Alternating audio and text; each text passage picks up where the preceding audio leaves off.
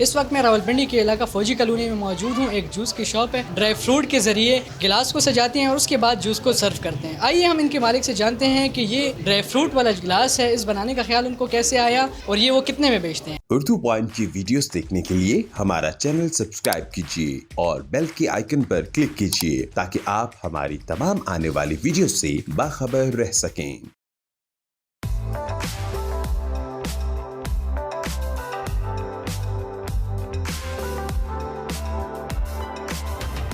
हमारे साथ इस वक्त एक कस्टमर मौजूद है जिन्होंने ये जूस पिया है और वो ये ख़ास फैसलाबाद से पीने आए हैं। उनसे जानते हैं कि कैसा लगे। जी सर, आप बताइए, आप फैसलाबाद से सफ़र करके आए हैं और ये जूस आपने पिया, कैसा लगे आपको? ड्राई फ्रूट बहुत अच्छा जूस लगा और जैसा मैंने सुना था वैसा ही पाया उनको।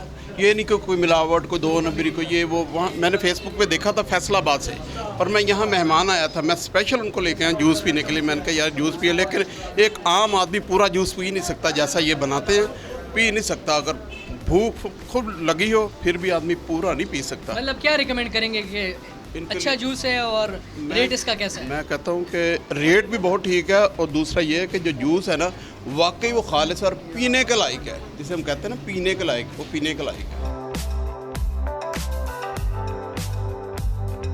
जी अजमल साहब, आप ये बताएं, आप जो ये गिलास बनाते हैं और जूस पर भी हमने देखा है कि काफ़ी आप ड्राई फ्रूट की टॉपिंग करते हैं और उसको सर्व करते हैं और गिलास के बाहर भी आप जो है तो बहुत सारा ड्राई फ्रूट लगाते हैं, तो इसका ख्याल आपको कैसे आया? यार ये आपने ही दिया था, बस मैंने बोला देख लेते यार, नए जूस शुरू कर देते, देखते क्या क्या सिस्टम इसके चलते हैं। पर काफ़ी लोगों को, ज़्यादा लोगों को ये पसंद आ गया माशाल्लाह। भी काफ़ी दूर दूर से लोग आते हैं। हम ड्राई फ्रूट, काजू, पिस्ता, बादाम, अखरोट इस सारा कुछ डाल देते इस जूस में। हम ये सोच रहे थे कि चलो कुछ जूस सारी जगह पे मिल जाते, लेकिन कुछ मुख्तलिफ़ किस्म के हम जूस तैयार करें।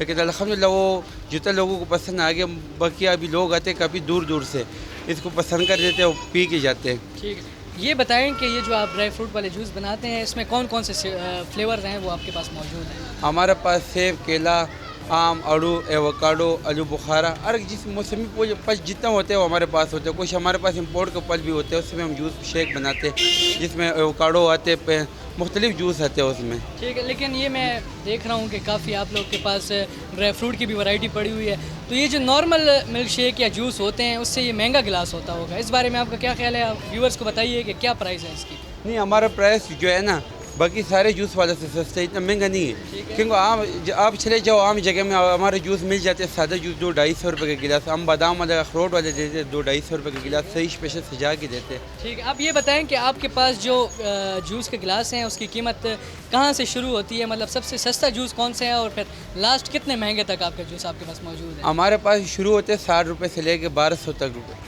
मतलब 1200 वाले में क्या ऐसा खास है जो वो इसमें यह खास होते हैं, जो बड़ा गिलास होते हैं उसके बाहर भी ड्राई फ्रूट लगा होते हैं, ऊपर भी ड्राई फ्रूट लगा होते हैं, वो सजा के हम सजा लेते हैं गिलास को। जिस तरह आपने देखा भी होगा बाहर हमारे पास एक गिलास, मैं आपको दिखाता हूँ उस गिलास को।